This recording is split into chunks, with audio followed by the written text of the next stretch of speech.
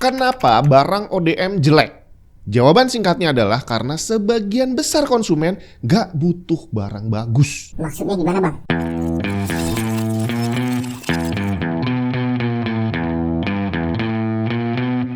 Untuk penjelasan apa itu OEM, ODM, dan refurbished, buat yang belum nonton bisa tonton dulu videonya biar nyambung sama penjelasan hari ini. Yang pasti nggak ada yang bilang bahwa ODM itu bagus. Kenapa bisa begitu? Kita mulai aja dari Steam Hardware Survey bulan Januari kemarin. GPU terbanyak yang dipakai oleh gamer adalah RTX 4060 di peringkat pertama dan RTX 3060 di peringkat berikutnya. Keduanya adalah GPU kelas bawah. Di generasi RTX 4060 adalah yang paling bawah, bre. Sedangkan di generasi RTX 3060 adalah nomor 2 dari bawah. Dan bahkan sekarang di saat RTX 50 udah mulai ada yang tidak diproduksi lagi, yang berarti udah mulai dianggap basi, 4060 dan 3060 masih di peringkat tertinggi, paling banyak dipakai. Ngapain lu pakai itu? Kan ada 5090, ada 5080, itu udah jelas kenceng, bagus banget. Duitnya nggak cukup? Ya udah beli aja 5070 Ti.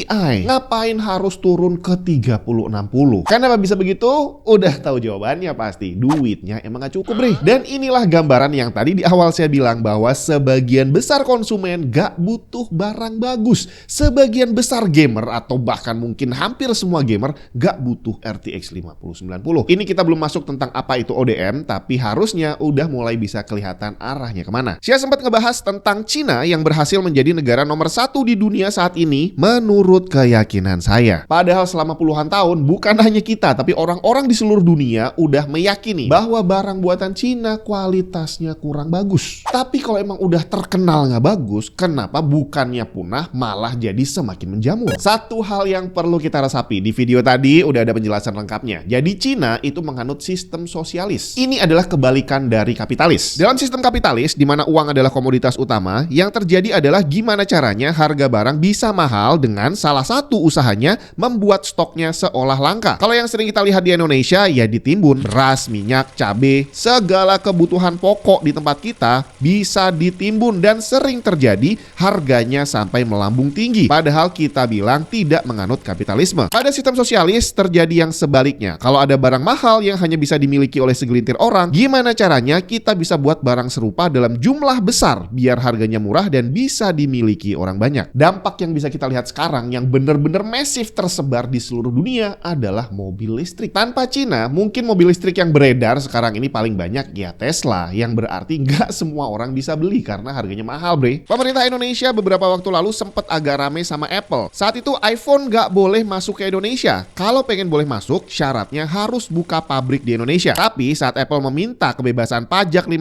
tahun, langsung ditolak dengan alasan harga diri. Butuh negosiasi alot untuk akhirnya mereka mau buka pabrik, tapi itu pun untuk barang yang nggak penting. AirTag doang infonya, bukan iPhone-nya. Sebagai pembanding, di Vietnam, Apple punya 35 pabrik, 24 pabrik di Thailand, 19 pabrik di Malaysia, dan 17 pabrik di Filipina. Indonesia baru mau dibikinin satu, tapi nggak masalah karena harga diri kita tinggi banget. Kalau dibandingin sama Cina, bedanya jauh banget, coy. Saat Tesla sedang mencari tempat untuk bikin pabrik, Cina menawarkan banyak kemudahan. Tesla ditawarin bukan hanya potongan pajak, tapi langsung ditawari status sebagai pabrik lokal, bukan sebagai brand asing yang buka pabrik, tapi langsung buka pabrik sebagai orang Cina. Bahkan modalnya pun dipinjemin loh sama pemerintah Cina. Gila nggak tuh? Apakah berarti harga diri Indonesia ini jauh lebih tinggi daripada harga diri Cina? Iya, nggak tahu ya. Yang pasti ini terjadi di tahun 2019.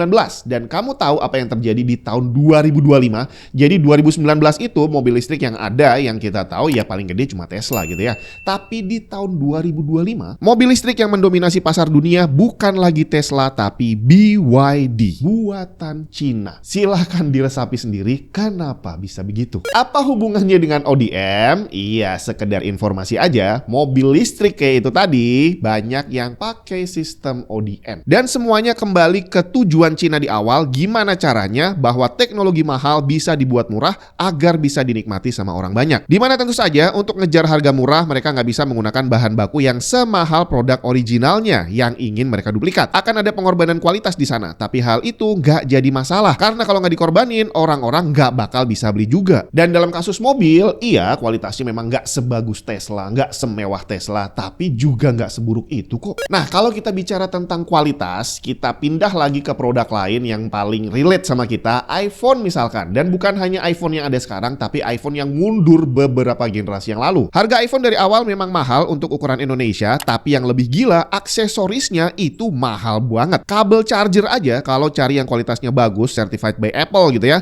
harganya bisa 300 sampai 500 ribuan. Kabel doang, dan itu pun OEM, karena Apple tidak menjual aksesoris. Earphone juga sama. Dan untuk ukuran orang Indonesia, harga kabel atau earphone yang beratus-ratus ribu tadi itu kemahalan, bre. Kita perlu nabung lama, bahkan nyicil. Jadi untuk bisa beli iPhone-nya aja butuh effort yang lumayan berat. Dan kalau kabelnya rusak, earphone-nya rusak, harus ganti beratus-ratus ribu dengan kualitas yang sebenarnya juga nggak sebagus itu. Jadi zaman dulu memang saya lebih percaya dengan kabel yang original tadi ya, yang certified by Apple. Tapi ternyata udah beli berkali-kali, ya rusak-rusak juga sampai akhirnya malas untuk beli yang mahal lagi. Untungnya waktu itu muncul banyak kabel ODM. Harganya murah banget, cuma puluhan ribu, dan kualitasnya udah pasti beda. Apakah bisa bikin rusak? Secara teori memang potensinya lebih besar. Tapi pada prakteknya iPhone 5 dan 5S yang saya punya, yang selama ini pakai kabel dan batok yang murahan, ya sampai hari ini masih bagus-bagus aja tuh. Dan ini kita bisa perluas lagi ke produk apapun produknya yang bisa kita tunjuk. Misalnya aksesoris untuk kamar mandi, bre. Macam gantungan handuk, tempat sabun. Kalau kamu jalan-jalan ke mall atau ke toko-toko gede yang spesialis jualan begituan, harganya mahal-mahal. Satu barang bisa ratusan ribu. Kualitasnya emang bagus. Tapi sebagian besar orang Indonesia kamar mandinya nggak semewah itu. Jadi nggak worth it beli tempat sabun yang harganya lebih mahal dari keramik yang terpasang di kamar mandi. Sampai akhirnya banjirlah masuk Indonesia aksesoris begituan versi ODM. Harganya 20 ribuan bisa dapat, bre. Iya, bahannya kalau dipegang emang murah banget, tapi desainnya cukup bagus dan cocok lah buat orang-orang Indonesia